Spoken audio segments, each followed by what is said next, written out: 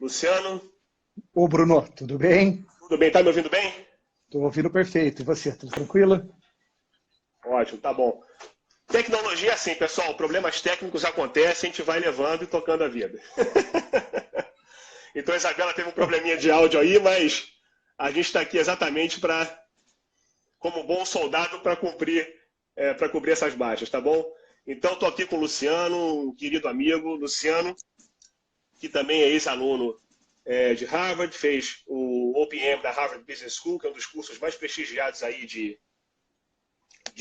gestão de negócios, enfim. Então, o Luciano também é um cara que já estudou no MIT, consultor de negócios para várias empresas, enfim, tem também uma parte de mentoria muito forte em Harvard e MIT. Então, um cara muito antenado com tudo que está acontecendo, não só no mercado brasileiro, mas também no mercado global, né? O Luciano teve também na Índia, né, Luciano? Você vai falar um pouquinho melhor para a gente sobre isso em janeiro, numa missão de empresários brasileiros, enfim, rodou aí grandes cidades da Índia, Nova Delhi, foi a Mumbai também, para a parte de captação de investimentos. Enfim, então, é uma pessoa extremamente qualificada para falar com a gente sobre o tema de hoje, que é a relação da pandemia da Covid-19 com relação aos investimentos, aos negócios, não só no Brasil, mas no mundo também. Então, Luciano, obrigado pela tua presença, pela tua participação. Com certeza, eu sei que o mercado está muito agitado, então a gente encontrar um tempinho na agenda é sempre difícil, né?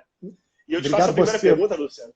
Imagina, Obrigado você, prazer. Bruno. Obrigado pela introdução, obrigado você pela gentileza, pelo excelente trabalho que o New Law tem feito, não só no Brasil, mas ao redor do mundo também.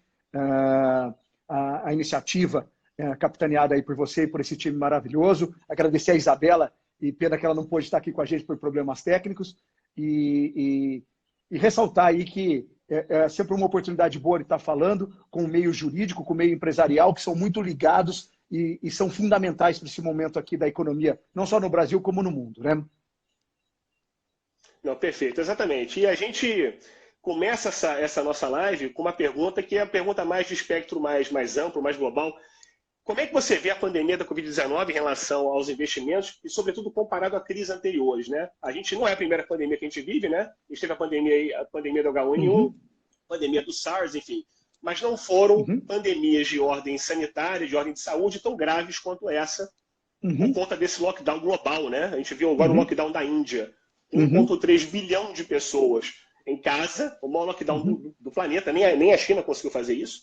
Então, uhum. assim, como é que você vê essa crise econômica por conta dessa crise de saúde comparado às crises anteriores? Bacana.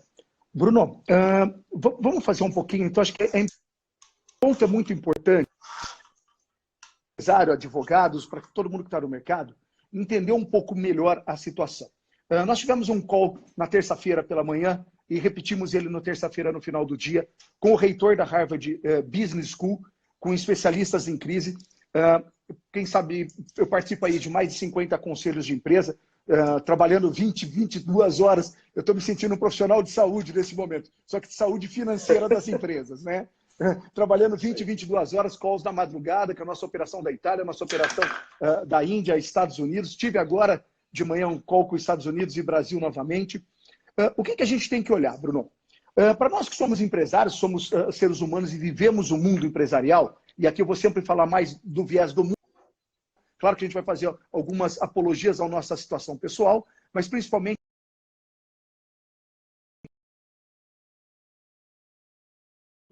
o que talvez a gente não tenha vivido nessa crise, que talvez seja diferente dessa crise em relação às outras crises, é que a gente tem um espectro global que a gente já teve no passado. O que a gente não teve foi no último século. Então, em 1918, nós tivemos a gripe espanhola, que pode se assemelhar um pouco isso daqui. Se a gente volta mais na história, nós tivemos outras pandemias, como a peste negra, teve outros desses. O que nós não tínhamos é a nossa geração vivido, a nossa geração que está no comando das empresas, comando dos países, comando dos negócios, vivido este momento. Então, ele é um momento novo neste aspecto sanitário. Quando a gente olha, e a gente discutiu muito isso com o pessoal de Harvard, estamos discutindo isso muito no Conselho de Empresas, quando a gente olha uma situação que a gente está vivendo,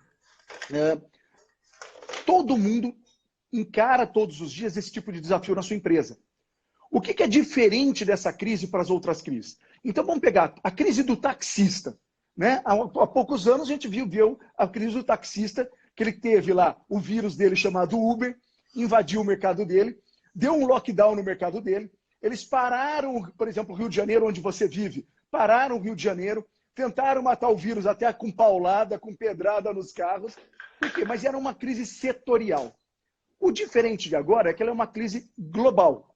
Então, ela é uma crise, hoje eu tive até se você entrar na Bloomberg, você vai pegar lá um gráfico, ela é uma crise do primeiro mundo.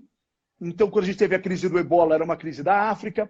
Quando você teve uma crise HN1, ela pegava crianças. Então, ela está pegando principalmente o primeiro mundo e principalmente os decisores, porque são as pessoas que viajaram, que estão sendo pegas nessa primeira onda. Eu estava na Itália, nos dias que explodiu lá, consegui sair a tempo, me coloquei em quarentena no Brasil, tive que cancelar compromissos em Londres, compromissos na Índia na semana seguinte, porque eu me coloquei em quarentena. O que significa isso? A gente tem uma crise diferente. A gente tem hoje de manhã anunciado o do Johnson, lá da Inglaterra, o primeiro-ministro testado positivo também. Então a gente tem uma crise diferente nesse aspecto. A gente não sabe o quanto ela dura, a gente não sabe o tamanho dela, ela pega os decisores, pega o mundo todo. Você tem que tomar decisões políticas diferenciadas do que tomar de decisão dela. E ela vem com uma crise como se fosse a crise da globalização. Talvez fosse esse o nome que vai ser dado nos capítulos da história daqui a alguns anos, quando nossos netos estudarem esse momento de história que nós estamos vivendo, que é a crise de uma globalização, quer dizer, ela pegou todo mundo. Tem empresas que estavam preparadas, empresas que não estavam preparadas. Quem assiste minhas palestras, os meus comentários no Brasil ou ao redor do mundo, vê que eu falo disso desde 2018, desde janeiro de 2018, eu coloco que os Estados Unidos estava no Brasil estava embaixo, a gente ia ter troca, a gente ia ter uma crise. O trabalho que eu faço com um palco, algumas vezes, a gente falava muito disso, o Ricardo falava, eu falava, quer dizer, a gente tinha essa noção. A The Economist coloca aí essa crise na capa da The Economist em 2018, segundo semestre de 2018. A gente só não sabia o dia, a hora e o gatilho que seria essa crise financeira. O que a gente tem? Ela podia ser a guerra com o Irã, ela podia ser a crise fiscal de trade com a China, ela podia ser o impeachment do Trump, ela podia ser uma série de gatilhos. Qual foi o gatilho? Uma pandemia global que não tem solução ainda. Que ninguém esperava, né? Que ninguém esperava, não estava no radar de ninguém. Ela podia ser um cyber-ataque que está no nosso radar. Então, assim, quem tinha um mapa de crise e quem se preparou para a recessão que já era anunciada, quer dizer, ela não era não anunciada, ela já era anunciada, só não se sabia qual seria o gatilho, está muito bem nesse momento. Quem não se preparou, como é que a gente se prepara? Essas são as grandes perguntas das empresas, dos empresários e dos decisores, dos líderes que somos nós. Seja você um advogado, em frente ao teu escritório, em frente ao teu cliente, você vai ter que liderar processos nesse momento. Sejamos nós na área financeira, na área dos investidores, seja empresários na área operacional das empresas, seja você um líder de um hospital, como que os líderes reagem? Esse é o grande ponto. Eu vi você falando ontem com um grande líder, que é o David lá, o reitor da parte da Harvard Law School no Executive Education, inclusive com que tem um programa excelente de liderança, do qual você já fez parte, você como um grande líder. Quer dizer, nós vamos ter que tomar decisões. E a grande dúvida é como você tem um mapa de incertezas maiores. E quando a gente trabalha no cenário chamado de VUCA, que é de vulnerabilidade, de incerteza, de ambiguidades, a gente está vivendo uma ambiguidade muito grande, né? Vidas ou dinheiro? Na verdade, não é nem vidas nem dinheiro, é vidas e dinheiro. Nós vamos ter que tomar solução olhando os dois aspectos, não é um ou outro, Perfeito. Não é polarizado, não é um ponto da balança ou outro ponto da balança. Quer dizer, como que a gente toma decisões juntando esse pacote? Então, a gente vai lidar com uma situação chamada de trade-off. Eu tenho dois pontos importantes e como que eu equalizo, eu balanceio, qual que eu priorizo um pouco mais no momento, um pouco mais no outro. Então, a gente viu no Brasil aí nas últimas semanas, nos últimos dias, né? Eu brinco, antigamente a gente falava em planejamento de 5 anos, passamos a planejamento de 1 ano, hoje estamos fazendo planejamento 2 vezes ao dia, né? Então, o que muda dentro desse panorama de crise é a velocidade e a globalização dela. Então, antes a gente conseguia tomar decisões de manhã para 5 anos, depois a gente passou a tomar para 1 ano.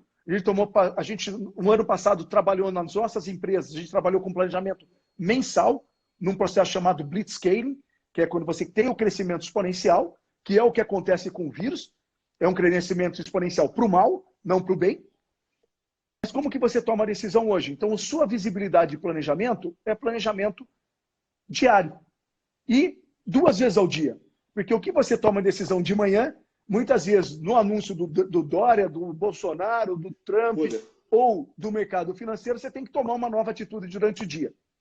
Então, assim, o que muda dessa crise para o nosso processo de vida, eu diria que é nada. A gente vai ter que continuar se adaptando, nós vamos ter que continuar trabalhando com cenários imprevisíveis, vão colocar desafios para a gente no dia a dia, e nós, empresários ou juristas que estamos aqui nessa sala, sempre tivemos que lidar com isso. Com o imprevisível, com fatos novos, com coisas que aconteciam de manhã, à tarde e à noite. O tamanho dessa crise não é mais uma crise setorial, ela é uma crise global. Essa é a diferença. Exato. Eu estava até fazendo uma live, né, no início da semana com a Isabela, falando um pouco sobre isso pelo lado da advocacia, né? E estava até... E uma coisa que assim é fato, e não só acontece comigo, mas eu tenho certeza com todos os colegas, que a palavra de ordem agora é gerenciamento de crise, né? Está todo mundo nesse viés agora. Por quê? Vem essa crise louca, e essa vai ser a minha segunda pergunta, que chega sem avisar, como você bem disse, né? Era previsível, talvez para as grandes empresas, para o mercado mais internacional, mas para as médias e pequenas ninguém fazia ideia do que ia acontecer, sobretudo com uma crise de origem biológica com um inimigo invisível, né? E que não tem vacina. Então, você é um cenário que a gente não sabe para onde vai, não sabe quando acaba, como você bem disse. A China agora vive uma segunda onda de contaminação. Ontem fechou as fronteiras para estrangeiro. Então, quem é estrangeiro não entra na China, porque eles estão com medo do chamado contágio importado, né? Que foi o que aconteceu com o Brasil, com as pessoas vindo da Itália e Estados Unidos, né? Logo após o Carnaval. O primeiro caso foi dia 26 de fevereiro, aqui no Brasil, oficial. E esse é o grande medo. E as pequenas e médias empresas não têm noção alguma do tamanho desse problema. E aí vem uma pergunta, né? E o que eu venho enfrentando, eu tenho certeza que todo mundo vem enfrentando, são clientes desesperados perguntando o que a gente faz, como lidar com os nossos contratos de trabalho, né, com os nossos colaboradores, o que eu faço. Aí você tem uma MP 927 que falava sobre a suspensão do contrato de trabalho, que foi revogado, o artigo 18, um dia depois, pela MP 928. Agora fala-se uma nova MP que ainda não saiu, já se passou aí um lapso de uns 3, 4 dias. Ou seja, lá também em Brasília, o cenário também é um pouco confuso, a gente não sabe o que vai acontecer, né? Estamos esperando uma posição para poder realmente orientar os clientes. Então, o que eles estão fazendo são acordos diretamente ali com sindicatos, né, de categoria, enquanto a MP não sai, mas pode ser que a MP seja mais benéfica. Então, está esse cenário muito confuso. E eu pergunto para você, na tua visão como empresário, como conselheiro de empresas, na questão das pequenas e médias empresas, qual você vê aí o principal problema? Como é que pode ser a solução na parte de investimento? Tá. Bruno, é legal a gente olhar de uma forma bem pontual o seu negócio, cada um olhando o seu negócio aqui. Independente se você é pequena, se você é média ou se você é grande, a primeira estratégia para o empresário é proteger o caixa. O caixa é rei, né? Cash is king. Na crise, caixa é Deus. Ou seja, as empresas só quebram pelo caixa. Então, a sua proteção do caixa, onde eu estava conversando em 2 conselhos grandes, estava conversando com o pessoal da Mercedes, inclusive na Alemanha, todo mundo tendo que proteger o caixa. Esse é o grande desafio, proteger o caixa. Então, o que você vai ter que tomar de medidas é a proteção imediata de caixa. Usando medidas jurídicas, usando medidas legais, usando medidas administrativas, usando medidas gerenciais, de gestão para proteger o caixa. Se você proteger o seu caixa, o seu negócio passa por esse momento. Quando a gente olha na proteção do caixa, você vai ter que entrar num processo muito forte de renegociações, Então, renegociação com fornecedores, renegociações com funcionários, renegociação de aluguel, de financiamentos. Ou seja, a gente vai ver um grande processo de renegociação. Esse é o grande ponto do gestor de pequena e média. Você vai estar provavelmente com a sua porta fechada. O que é o outro grande ponto que nós vamos ter que olhar? Além de proteger o caixa, é entender que o seu negócio nunca mais vai ser o mesmo. Nunca mais a humanidade será a mesma. Todo esse efeito leva a gente para uma evolução. Então, assim, o que a gente sempre coloca nos processos de reestruturação de empresa, de reestruturação de investimentos, eu dentro dos conselhos, fazendo isso ontem, conversando na Índia também, conversando nos Estados Unidos, conversando aqui no Brasil, com pequenas e médias, com grandes empresas, o mundo mudou. A cabeça do ser humano mudou. A gente tem dentro da neurociência, você comentou lá a neurociência do MIT, onde a gente faz parte do processo lá dentro. O nosso cérebro se transforma, ele tem a neuroplastia em 21 dias. Ou seja, após uma quarentena de 21 dias, toda a humanidade vai mudar. Então, o teu consumidor vai mudar, o teu fornecedor vai mudar, o teu cliente vai mudar, você vai mudar, a tua família vai mudar. Esse processo de mudança mental muda completamente o mercado. Então, o seu negócio nunca mais, se você é um advogado, os teus clientes nunca mais vão ser o mesmo, os seus processos não vão ser o mesmo, os juízes não serão os mesmos, as decisões dos tribunais não serão as mesmas, novos fatos vêm para a mesa. Então, o importante é você não tentar voltar para o que era, mas sim já aproveitar a onda e evoluir para o que vai ser.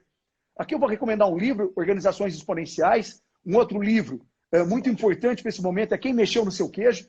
Quando a gente foi fazer a operação da International Paper no Brasil, compra da International Paper, comprando shampoo, papel e celulose, nós éramos do lado do time de shampoo, papel e celulose, preparando uma organização de 40 anos, muito tradicional, para venda. E o que a gente deu? O que o Odair Garcia, que era o presidente da companhia naquele momento, presidente e CEO, ele acumulava os dois cargos, foi quem mexeu no seu queijo. Por quê?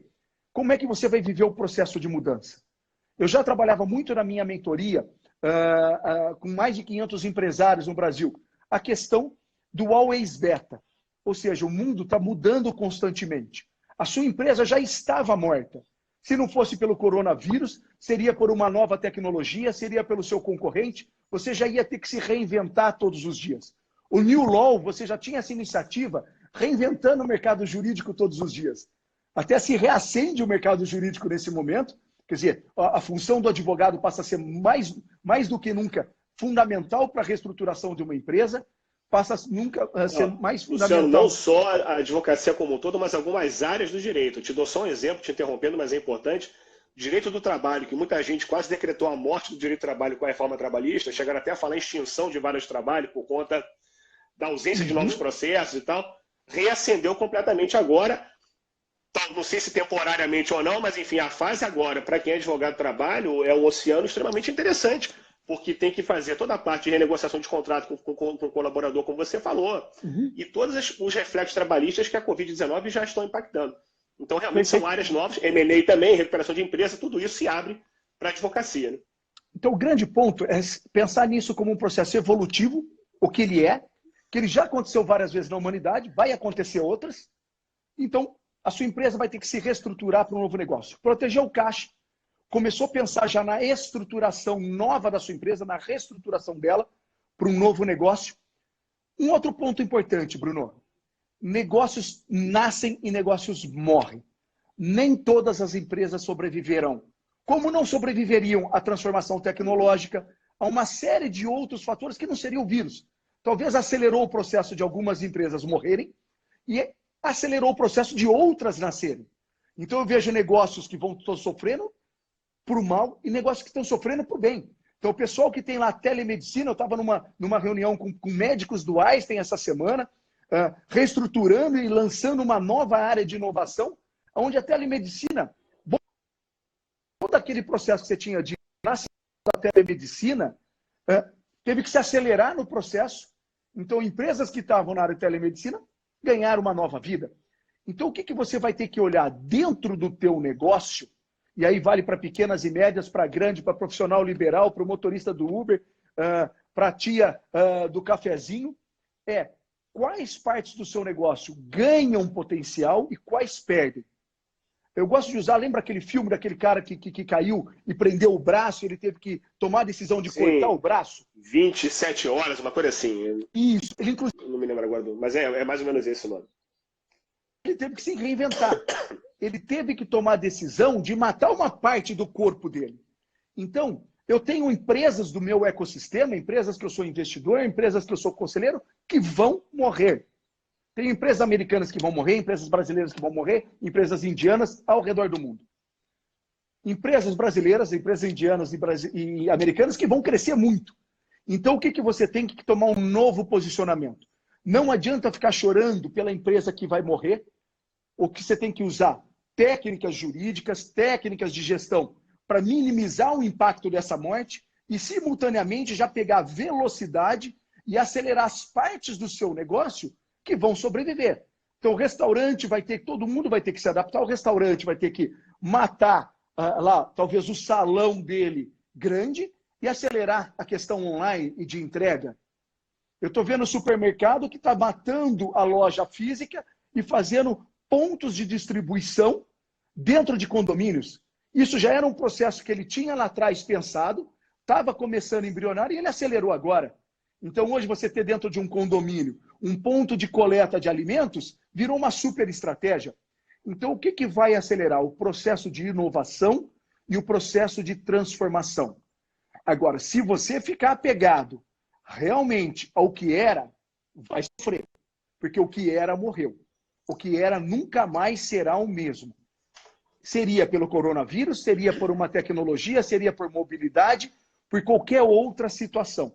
O que a gente tem é um processo acelerado, um processo potencializado pelo vírus. Por outro lado, você está tendo tempo de estar dentro da sua casa pensando no teu negócio. Então, deixa a cerveja de lado, deixa o churrasco de lado e acelera o processo de tomada de decisão de transformação no teu negócio. Tenho vários amigos fazendo aí lives, nós estamos fazendo live, coisa que a gente não estaria fazendo em outro momento aqui, estaríamos trabalhando nas nossas empresas. Estou trabalhando 20, 22 horas ajudando essas empresas a se transformarem, porque é um processo de transformação.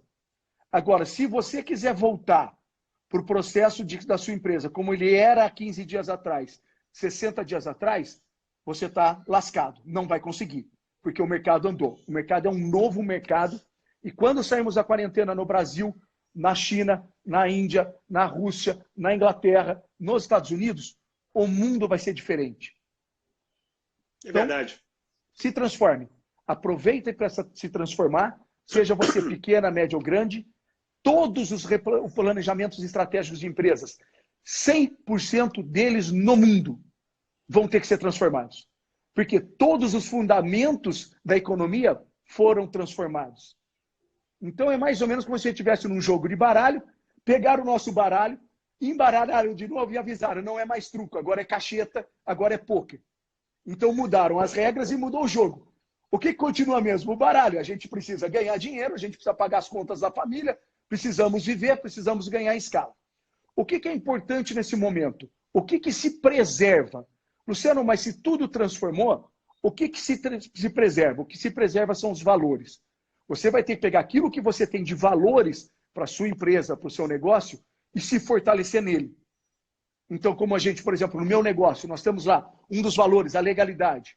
Ele mais do que nunca é fundamental. Estamos aqui num ambiente de juristas falando sobre isso, de advogados. A legalidade se torna cada vez mais fundamental. O ambiente de transparência. Na liderança, nesse momento, transparência é cada vez mais fundamental. A questão de participar em ecossistemas. Ele se fortalece, não em ecossistemas presenciais, mas os ecossistemas virtuais. Eu tinha uma reunião por semana com os meus regionais, os meus escritórios regionais ao redor do Brasil e ao redor do mundo. Estamos fazendo 3 por semana, ou seja, fortaleceu o nosso ecossistema. Nós temos um outro que é a meritocracia. Cada vez mais quem tiver mérito em transformar, em se adaptar, a gente vem de um processo evolutivo darwiniano, que as empresas tinham que se adaptar, nada mais é do que mais um desafio de adaptação. Então, o processo de adaptação, a única coisa que às vezes podia se adaptar mais lentamente, agora a gente tem que se adaptar mais rapidamente. Antes, o que ia ditar a transformação era a dinâmica de mercado e de tecnologia. Nós temos um trave biológico ditando a situação. Então, esse processo continua dentro do processo. Eu estava ontem, e exatamente isso, conversando, como você disse, fazendo uma entrevista com o vice-reitor da Faculdade de Direito de Harvard, David Wilkins, enfim, que palestrou no nosso evento presencial no ano passado, no New Law Annual Meeting. Até te fizeram uma pergunta agora se essa live ela fica salva. Ela fica, sim, por 24 horas no Stories do Instagram, mas ela também vai ser extraída para o IGTV, então ela fica ad eterno, vamos dizer assim, e o áudio também ele vai para o nosso podcast no Spotify, e o vídeo também vai para o YouTube. Então a gente está em todas as plataformas com essa live de hoje, todas as outras lives do New Law, tanto as anteriores quanto as futuras, elas vão ser exibidas nesses formatos todos, tá? Para não ter nenhum tipo de problema. Mas o que eu estava falando é o seguinte, então eu conversei muito com o David ontem exatamente sobre isso, a preocupação dele com relação ao futuro, né? Enfim, com um viés mais para a advocacia, mas ele me disse e conversou muito com, não sei se você conhece o Ron Dolin. O Ron Dolin é professor da Harvard Law School, mas o mais interessante do que isso é que ele é um dos fundadores da Google. Ele é o funcionário número 47 da Google. Então, um cara que estava no início, depois saiu, enfim, botou muito dinheiro no bolso e aí foi fazer direito. E aí um cara com uma cabeça fantástica, e aí convidaram ele para ser professor, e ele está lá na Harvard Law School hoje, mas é um cara com background de tecnologia, surrealmente bom. Eu tive com ele em 2018, ele participou do nosso evento, que foi o evento embrionário do que é o New Law hoje, né? Foi um evento na Harvard Law School de 5 dias, para mais de 70 brasileiros e fora os estudantes lá. Então a gente fechou a faculdade durante 5 dias, foi uma coisa revolucionária, a gente fez. E o New Law nasceu dali. Mas o Ron Dolin estava falando muito isso com o David Wilkins, que o David me contou ontem, sobre essa transição realmente para o online, né? Como isso já está mudando por uma obrigação, que eu até brinco muito com isso. O home office antigamente era para quem queria fazer, para quem tinha disponibilidade, para quem não precisava ir ao escritório. Agora se tornou obrigatório. Então, da noite para o dia, você tem que criar a estrutura, e não é só a estrutura de ter um notebook, uma impressora e uma boa conexão de Wi-Fi, que no mundo inteiro agora está difícil, porque a internet está sobrecarregada no planeta inteiro. Você vê que até as lives estão difíceis, enfim. E aí entra até um ponto, Bruno. Pesado. Entra até um ponto. Por exemplo, quando a gente faz análise de crise, e aqui até fazer um exercício com vocês que estão aqui online com a gente, ou que vai estar assistindo a gente depois, quando a gente faz cenários de crise, a gente faz cenários. Então, o que eu comecei a trabalhar? Eu já trabalho online desde 2012, todo o meu grupo, pela questão dos escritórios no mundo todo, a gente já trabalhava muito online. Então, a gente não teve sacrifício para o online. As nossas reuniões já eram online, eu já tive sócios que entraram e associados que entraram e saíram, sem eu nunca conhecer presencial, só online. O que acontece agora?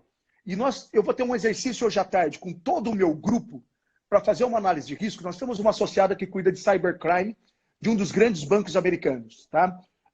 E o ponto que a gente vê, por exemplo, de risco é um cyberataque. Imagina hoje, então o exercício que eu vou fazer com a minha equipe hoje à tarde, até para exercício de contingência imagina hoje que estamos em quarentena, todos estamos dependendo 100% da conexão de internet para nos comunicarmos e continuarmos fazendo o negócio. Imagina se, em vez de uma ruptura logística, que a gente está falando de caminhões, estradas, a gente tem uma ruptura de logística de dados. Uma ruptura de internet. Como é que a gente começa a operar amanhã cedo? Então, o meu grupo todo vai trabalhar, hoje 32 pessoas do meu comitê de gestão de crise, trabalhando à tarde, para a gente já estar preparados, até para orientar os clientes, se cair a internet, como é que a gente vai operar. Né? Por exemplo, tem uma situação que é um satélite lançado em 2017, que está no ar, em operação, mas que ele é capaz de transmitir internet gratuita para o Brasil todo. Ele foi lançado pela Embratel, só que ele tem um embargo lá de poder abrir esse sinal por uma questão jurídica. Mas ele é um ponto que talvez o governo vai ter que estar usando isso na manga como uma alternativa.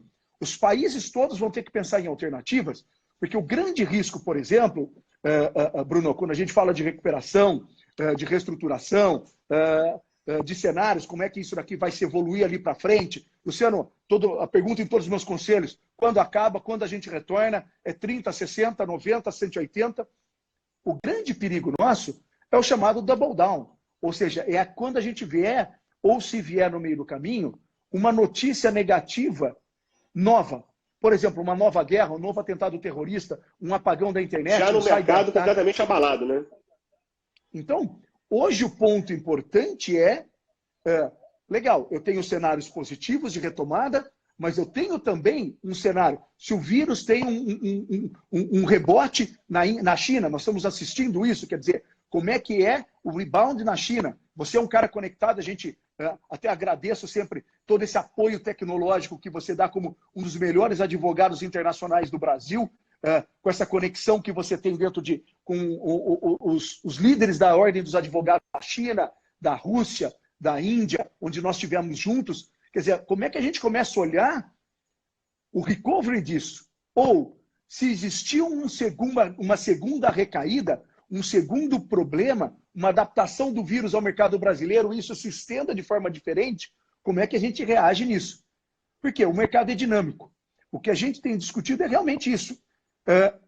Essa dinâmica é diária agora. Todo o planejamento é diário. E eu já discutia isso muito, que é a questão do always beta, as empresas de tecnologia discutem isso. É um fato novo todo dia, um fato novo a cada hora. Na segunda-feira, para você ter uma ideia, eu estava fazendo uma reunião de conselho.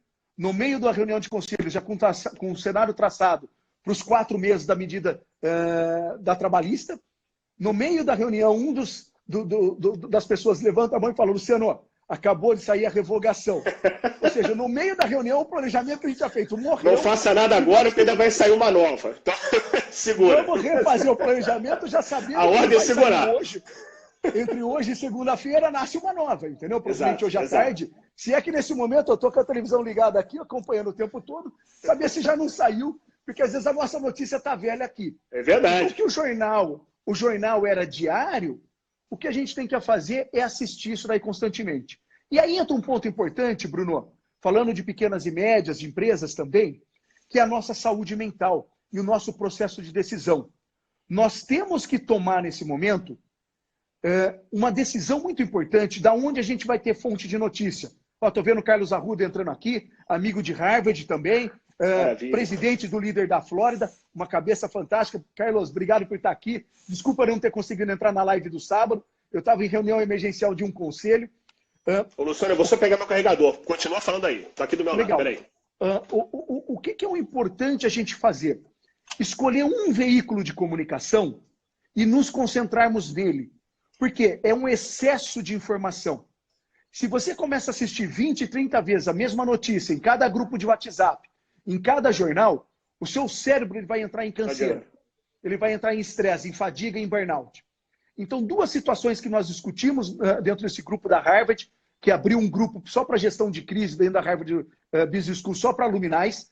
Tínhamos 2.000 pessoas lá na terça-feira. Vai ser um programa que a Harvard está fazendo a cada semana, nos ajudando como líderes a tomar decisões. Um ponto é não deixar a gente cansar mentalmente. Como é que você faz isso? Número 1, escolhe um único veículo de comunicação. Assiste ele no máximo 3 vezes por dia, de manhã, na hora do almoço e à noite. Como se fosse uma dose de remédio. Porque se você ficar com excesso de informação, o teu cérebro cansa. Segunda coisa, meditação, oração, né? E leitura. Um veículo confiável. Não o grupo do WhatsApp, do churrasco e do futebol. Exato. Eu estava vendo uma matéria da Mental Health Foundation, a Fundação de Saúde Mental, inglesa, e falando exatamente isso. Somente consulte órgãos de informação confiáveis, como a OMS, por exemplo, enfim. Porque grupo de WhatsApp ou qualquer tipo desses sites terroristas, vamos dizer assim, de informação, vai tomar decisão errada. Só vão te colocar para baixo. E até te levar até depressão, né? Que realmente é uma situação de confinamento que você tem que trabalhar tua mente muito bem, né? Esse é o grande problema. Você tem que pensar, eu estou preso ou eu estou protegido? Eu acho que é o copo meio cheio, meio vazio, né? Eu acho que é isso. Isso. O segundo ponto é, escolha um veículo que não tenha linha política, mas sim linha técnica. Então, para nós aqui, nós estamos falando numa live de um ambiente empresarial e de um ambiente de advogados. Escolhe lá a Bloomberg, escolhe o Valor Econômico, linhas que tenham situações que você vai precisar tomar no seu dia a dia. Olhe os casos de outras empresas que estão tomando decisões. Mas numa linha mais técnica. Se atente a fatos e não a julgamentos. tire o seu julgamento dentro do seu conselho, dentro de um grupo de mentoria, dentro de um grupo de empresários lá, a CDL da tua região, ou a Câmara Americana de Comércio, ou a OAB, ou o New Law Institute, quer dizer, vem para esses espaços. Eu vou estar fazendo uma vez por semana uma mentoria gratuita para as pessoas trazerem perguntas e a gente discutir cenários. Até convido você, Bruno, para a gente falar juntos na semana que vem. É um prazer. Então, como é que a gente começa a tomar esse processo decisório escolhendo um veículo sério só para acompanhar? A outra coisa que é muito recomendado nesse momento é não tentar ser super-homem, gente. Nós vamos cansar. Eu me canso, você se cansa. São uma situação de estresse. As pessoas estão dentro de um ambiente mais restrito fisicamente, não mentalmente, porque mentalmente a gente está aí na rede social se distraindo, fazendo as coisas, mas o grande ponto que você vai ter que trabalhar é a sua questão de se dar folga em alguns momentos. A gente estava conversando esses dias num grupo que eu participo com um astronauta. E esse astronauta contava que o grande estresse de estar numa cápsula internacional é porque você está ligado 24 horas por dia. Você não tem alta. Só 24 horas por dia. Temos a comunicação com os outros seres humanos do planeta Terra, né? Mas não podemos tocar os seres humanos do planeta Terra. Você está tendo que cuidar de alimentação, filho, mulher, marido, energia elétrica dentro da sua casa. Vai ter momentos que você vai ter que precisar se permitir. Se permita parar. Né? Eu brinco agora, acabei de mandar entregar um barril de chopp aqui na minha casa. Final de semana eu vou tomar o meu chopp dentro de casa, eu vou tomar meu choppinho aqui na minha chopeira do lado da minha piscina. Porque eu vou ter que parar em alguns momentos. Isso é fundamental, Luciano. A gente não pode achar que por estar em casa o dia inteiro, que não tem final de semana, né? Porque parece que não tem ao fim da noite, né? Que horas são, que dia é, né? A gente não sabe, dia da semana. Uhum. E aí um ponto importante, Bruno. E da rotina. Rotina. Então, ó, eu estou no escritório de casa, porque eu já trabalho em casa há muitos anos, né? Eu já sou um aposentado há muitos anos, vamos dizer assim, um aposentado ativo, né? O que que eu faço? Eu me troco todo dia pela manhã, eu desço no mesmo horário, eu tenho a minha pausa do almoço, eu começo à tarde, eu tenho a minha pausa de café, porque em casa, quando você está trabalhando na internet, você acaba esquecendo de fazer a pausa para o café. Na pausa para o café, eu ligo para Esses dias eu tenho um mentor meu, que é um amigo da Ambev, um sócio Ambev. Nós fizemos um happy hour juntos para bater papo online. Abrimos uma cerveja, ele na casa dele, eu na minha casa, e tomamos uma cerveja juntos. Porque o contato social só não está físico. Mas eu já não abraçava e beijava muito ele mesmo durante os nossos chopp juntos. Então vamos tomar um chopp online, tomar um vinho online, bater papo com os amigos, porque isso faz parte da convivência cerebral. O ponto interessante quando a gente põe a neurociência dentro de tudo isso é que o nosso cérebro não sabe a diferença se a gente está fisicamente ou não. É a mesma coisa quando você está vendo um filme que você tem lá emoção boa ou ruim num filme de terror você se assusta. É a mesma coisa, se você se concentrar, que você está com seus amigos, você está tomando um vinho com eles, e bater no seu papo, e vai ficar bêbado na internet, só não vale gravar, né? E só põe uma regra, não vale gravar, né? Você consegue alterar a sua dinâmica mental. Então, um dos pontos importantes é você se dar descanso e saber que você não vai ser o super-homem, você vai ter que parar. Você vai ter que ter momentos que você vai falhar. Outro ponto importante, Bruno, é a falsa ilusão que nós vamos acertar. Cara, nós vamos errar muito, porque é um processo dinâmico e de aprendizado, como é a vida toda. Quem está nas empresas de tecnologia, quem faz inovação, aprende a errar. A diferença do público americano com o público brasileiro é uma coisa chamada willing to fail. Eles têm uma disposição maior para errar. Quando a gente sabe que a gente vai errar, então aí, se você pega a estatística do Messi, estatística real, do Cristiano Ronaldo, 10 faltas fora para cada uma que ele acerta. Se ele se concentrar nas 9 que ele errou, ele entra em depressão e acha que é um mau jogador. Só que ele se torna o melhor batedor de faltas só focando em uma. Então vamos focar naquilo que a gente vai fazer certo, porque errar eu, Luciano, vou, Bruno vai, o Bolsonaro vai, o Dória vai, o Trump vai. Doesn't matter. Não tem nenhum problema errar. É um processo de aprendizado. Se a gente entende isso como um muito mais processo... complicado agora numa fase de crescimento exponencial de qualquer coisa, né? Inclusive de contágio de vírus, né? Quer dizer, a exponencialidade é o grande problema hoje, o grande desafio. Qual que é a técnica para isso? Se alguém quiser essa técnica depois, me pede que eu te mando. Chama-se Blitzscaling. Nós tivemos uma unidade do OPM, lá na Harvard, em agosto do ano passado, onde a gente estudou o Blitzscaling. O Blitzscaling é quando as coisas crescem no exponencial e a sua decisão de ontem ou de hoje de manhã já não funciona mais. Então, quem cresce exponencialmente uma empresa, imagina a gente que em 2018 adquirimos 102 participações, dá praticamente a aquisição de 2 empresas por semana. Você imagina que eu não conseguia atualizar qual era o meu portfólio de negócio. A aquisição era louca. A gente sabia que a gente ia errar em 80%, mas que os 20% que a gente acertava ia ser fantasticamente maior. Então, quando você trabalha com esse volume de dados, com esse volume de informação, não se preocupe com o erro, ele vai acontecer, ele é natural do processo. Se preocupe com os 10, 20% que se acerte, porque os 10, 20% vão pagar suas contas e vão fazer seu negócio pegar tração. Então, quando você muda essa visão, que você falou ali do copo cheio, copo vazio, de focar no seu acerto, naquilo que você tem de bom, manda lá no meu inbox que eu mando para você, tá? Quem quiser, tem lá minhas redes sociais, é Luciano Vital, tanto no LinkedIn, como aqui no Instagram, no Facebook. Manda lá que a gente manda, ou para o Bruno manda também.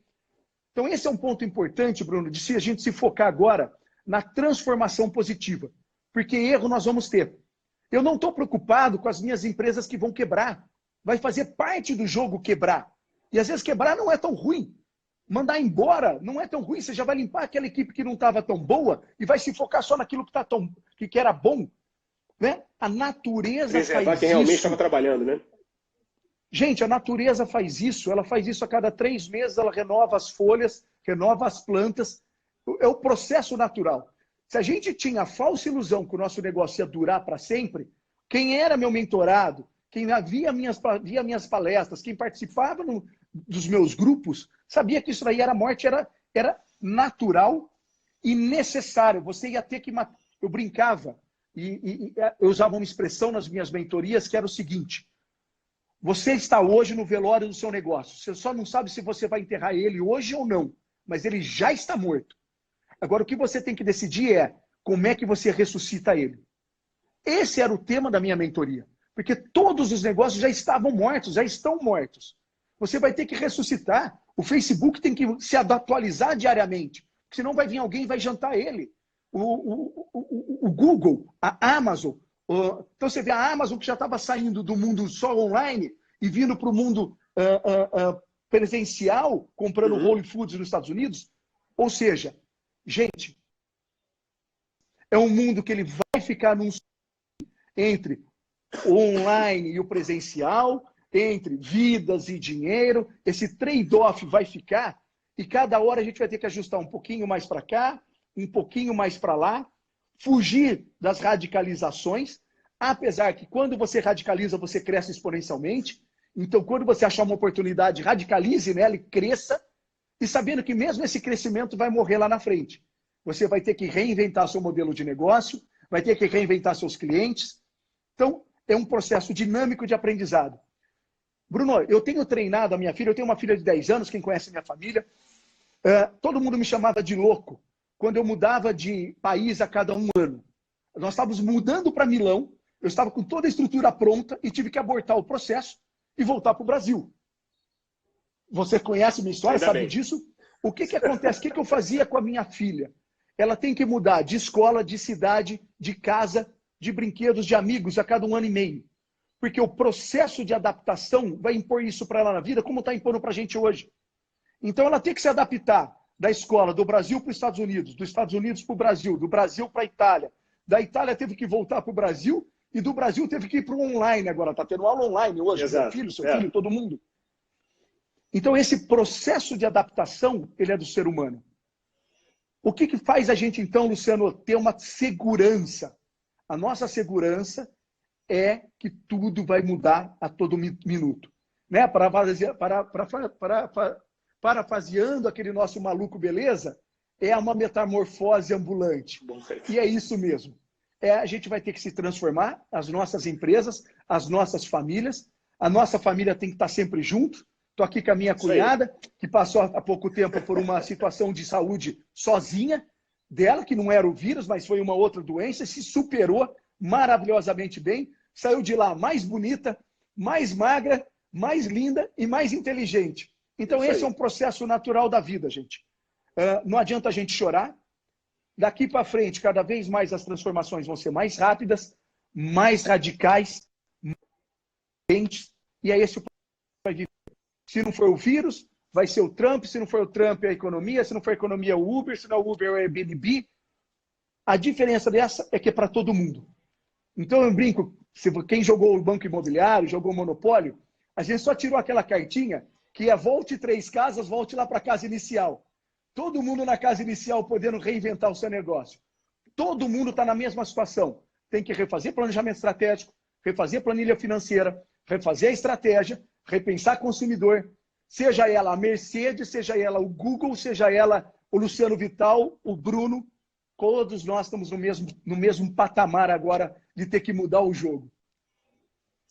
Esse é o grande desafio, né, Luciano? Por isso que eu falo muito, né? O desafio não é esperar muito acontecer nessas variáveis externas, né? A gente mudar internamente, ou estar preparado para mudar internamente quando os fatores externos eles chegarem. Eu estava na China em novembro e dezembro do ano passado, e aí isso é uma coisa que eu contei na live de segunda-feira. Eu estava em Guangzhou, que é a 4ª maior cidade da China, que fica no Vale do Silício Chinês. Isso é uma coisa muito interessante. E a gente estava jantando num restaurante aberto e vendo o skyline da cidade, né? Os prédios de 70 andares, uma coisa assim absurdamente moderna. E eu conversando com o advogado de lá, um dos principais escritórios, eu falando, enfim, como é que é a construção da cidade, como é que começou? Ele falou, Bruno, tá vendo isso aqui? Então, todos aqueles prédios maravilhosos, 70 andares, iluminados, há 15 anos, era um pasto. Era um pasto. Não tinha absolutamente nada. Há 15 anos, a minha rua aqui é a mesma. Talvez um outro prédio foi construído, mas basicamente ela é igual. De 15 anos para cá não mudou nada. Até o asfalto é o mesmo, só foi recarpeado alguma coisa. Brasil é assim. Então, aí eu perguntei, mas qual é o segredo da China? Ele falou, a gente tem aqui um negócio que é o seguinte, um ditado, a gente fala em inglês, logicamente, try first, ou seja, muita tentativa. Que é muita coisa que você fala também, de sempre repetir, né? Repita o seu método, vai em frente, não pode parar. Que é bem nessa linha do que você está falando. E você vê, né, Bruno? Essa conversa que nós estamos tendo aqui hoje, eu e você tivemos ela no final do ano, regado a um bom vinho lá no Toscano, dentro da Harvard, né? Onde participei só eu e você. O que está diferente nisso? Nós estamos participando da mesma conversa de transformação, já falamos em transformação digital, em novos mercados, em ir para o mercado da Índia, fomos juntos para o mercado da Índia, estamos operando lá, só que a gente fazia isso privado, hoje nós estamos fazendo em grupo, isso é bacana, então isso fortalece, e o que eu estou vendo aqui, e aí falando um pouco de fatos, se eu puder entrar um pouco nisso, primeiro fato, então vamos falar um pouco de tendências, o que vem pós-crise, né? O que vem aí pela frente? Número 1, qual é a tua visão para o futuro, né? Número 1, as relações humanas saem fortalecidas. Por quê? Número 1, gente, as outras crises, a gente tinha um inimigo humano. Era o Al-Qaeda, era o Bin Laden.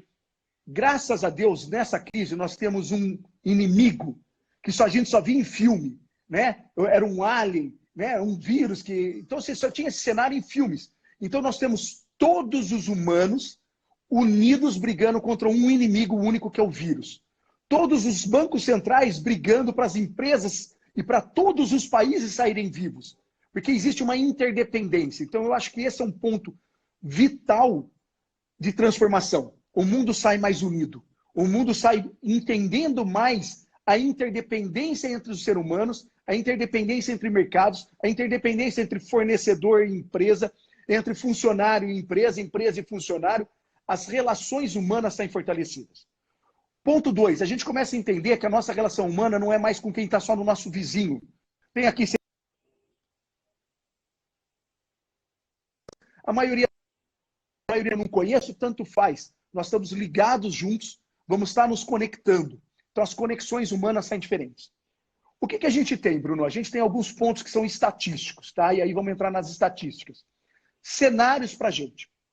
Se tudo caminhar como está caminhando na Itália, nós devemos ter um cenário de uma morte para cada 10 mil habitantes. Por volta de 20 mil mortes.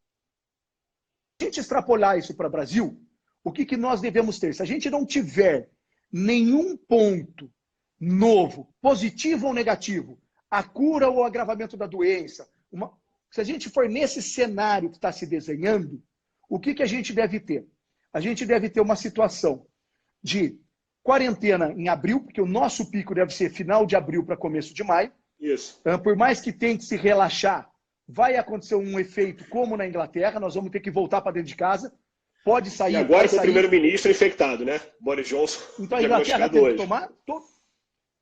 Então, por mais que esteja brigando lá, dois caras brigando na televisão, abre, não abre, gente, vai ter que voltar para dentro de casa, porque o pico nosso, se não surgir nenhum tratamento, se não surgir nenhum fato novo, na linha de tendência que está, nós vamos ter quarentena em abril, começo de maio, começa a se relaxar a quarentena em maio, tem-se uma retomada de atividades junho e julho, e o mercado bomba em agosto e setembro. O efeito rebote do mercado vem em agosto e setembro. Então a gente tinha, se você olha as outras entrevistas que eu dei, um cenário de 90 dias, e depois a gente tem um cenário mais ali para frente de retomada. O que acontece nesse cenário de 90 dias? Tanto que os bancos já estão trabalhando com esse cenário. Então vamos a fatos, tá? Vamos se ater a fatos. O que os bancos deram? Um pedaço. Luciano, só te interromper um minuto, parcela. A gente tem mais uns 3 minutinhos, porque senão o Instagram vai derrubar nossa live. Tá? Depois de uma hora o Instagram derruba. Então a gente tem mais uns 3 minutinhos aí para fechar. Então, fechando aqui. Depois a gente pode até fazer uma outra live semana que vem, outro dia. Se alguém quiser, me chama que a gente faz um efeito de 90 dias. Os bancos já estão pedalando as parcelas de juros para 90 dias. Ou seja, a gente deve ter um cenário crítico em 90 dias e uma retomada a partir daí. O que você tem que refazer? O seu planejamento estratégico, reestruturar a sua empresa, proteger caixa. Se você quer liquidez, dinheiro, tem imóveis, precisa de planejamento, precisa de liquidez no teu negócio, nós estamos com um plano, junto com indianos e americanos, para investimento no Brasil.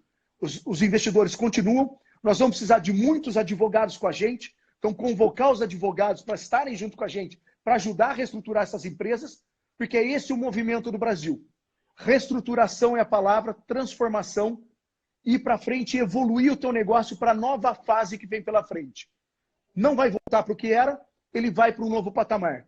Se adeque para abraçar esse novo patamar. Esse é o caminho. Luciano, perfeito, endosso todas as suas palavras, uma live excelente. Eu acho que dá uma